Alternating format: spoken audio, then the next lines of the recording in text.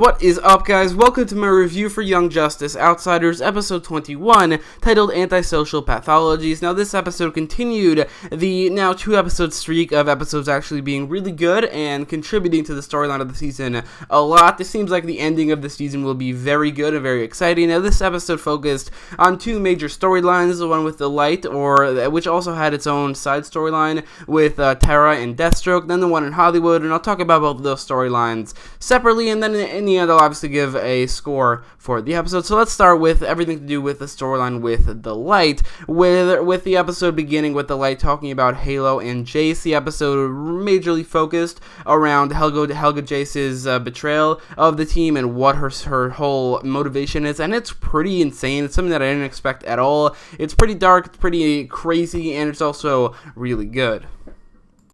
There's a scene of Slade meeting up with Tara, and this episode definitely focuses around that a lot. The Judas Contract, as it were, where Tara in the comics was working with Slade. She joined the Teen Titans and then betrayed them. That is happening here, kind of, but instead of joining the Teen Titans, which doesn't really exist, she's joining something very similar, which is the Outsiders. And while it seemed like maybe Tara was moving away from being the betrayer and it was like something different where Helga Jace was, it seems like they're going in the direction where both of them are, because at the end of this episode, Tara was didn't really care much about the team anymore and was willing to betray them for Slade. And I thought that whole storyline with the flashbacks as well were really good. Slade is a pretty cool character. He's one of my favorite villains in the comics, and he was pretty cool here. His storyline with Tara, the Judas Contract, is obviously very good, and I think they are pulling it off, but we'll have to see if they fully pull it off, where they're going with it in this season. But the flashbacks in this episode and all the scenes with Slade and Tara, I really liked them. I thought they were really good. Like I said, this episode very much focused around Helga Jace and her storyline, and like I said, it's pretty dark, it's pretty insane, but she takes Halo, Tara, and Brion to Ultra Humanite, which turns out to she's bringing him to Granny Goodness and Ultra Humanite, but mainly Granny Goodness, because Vandal Savage went to talk to Darkseid, which, by the way, it's pretty cool seeing those two characters on screen together, but on screen at all. I mean, we haven't seen Vandal Savage in a very long time, like too long. I think he should have had a presence in this season. He just didn't. He wasn't there very often, but hopefully in the next couple episodes, he does. Also, Darkseid, we see them both. They don't really say anything, but we do see them. But we do see Helga take Halo, Tara, and Brion to Granny Goodness. Granny puts Halo in this, I'm pretty sure it's called the Fourth Wall, but I'm not 100% sure, this alternate dimension or whatever, and Helga is forced to reveal her evil intentions and her backstory. This is the creation of the anti-life equation, I'm pretty sure, but Helga's, her evil backstory and everything that we see here, her explaining what happened to Tara and to Brion and how they were created, how they are kind of her kids, which I've always found it really weird that she called them her kids the entire season, but now it makes sense, and I definitely think that they explained it well. But all of this is really dark, really unexpected, and it's really good. I really like it. I thought it was crazy. It's something that it's definitely like one of the the craziest things they've done in this season, and I think it's really, really cool. I mean, Helga Jace just became a much more interesting character, or at least in this scene, she is a more interesting character, because up until now, she hasn't really done anything except for worry about Brion and mainly Halo, as well as Tara. But now there is something behind that, and I really, really like that. I really like the direction they're going, and the scenes overall in this episode, I thought it was really good. It was really dark. It was really creepy as well, so I think that part of it worked really well.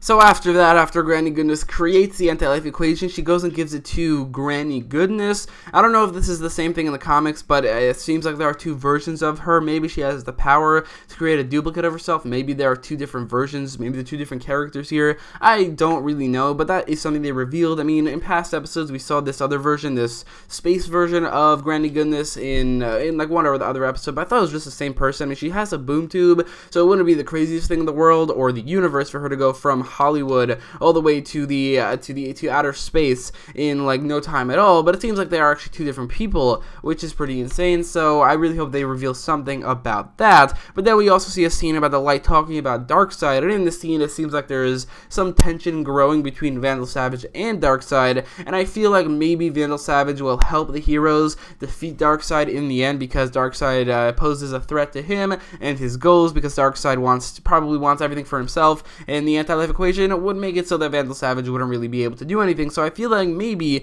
by the end of the season, Vandal Savage and the heroes will be teaming up against Darkseid, which I don't know really how I feel about that. I mean, I would rather he just stay a villain, but it's also at the same time fairly exciting. So moving on to the Hollywood storyline, which I don't think was necessarily as good. I think this one has some flaws about it, but it was still pretty cool. We see the Bat family trying to help a sick Dick Grayson. Dick was much more affected by the fourth world or wherever he went in the last episode, while Jefferson Pierce wasn't really, and that's probably because he's a metahuman, while Dick Grayson isn't, so that's probably going to have some sort of storyline in this episode. But this storyline was mainly about Jefferson Pierce figuring out that the leaders of all these superhero teams like Batman, Miss Martian, Aquaman, Wonder Woman, Oracle, Nightwing, and Robin, or Tim Drake, are all working together, and everything that's happened in the season has been orchestrated by them, which is pretty cool. I really like how the episodes of the season are all coming together. Like, the storyline of the season felt, I think, very, like, all over the place up until now, but now it's all coming together, and it's really, really cool to see. But these scenes in general, this storyline in general, I mean, it's really good. There's a lot of great things going on here. I do think, for one, there's like one big problem I have here, and that's the voice actor for Jefferson Pierce,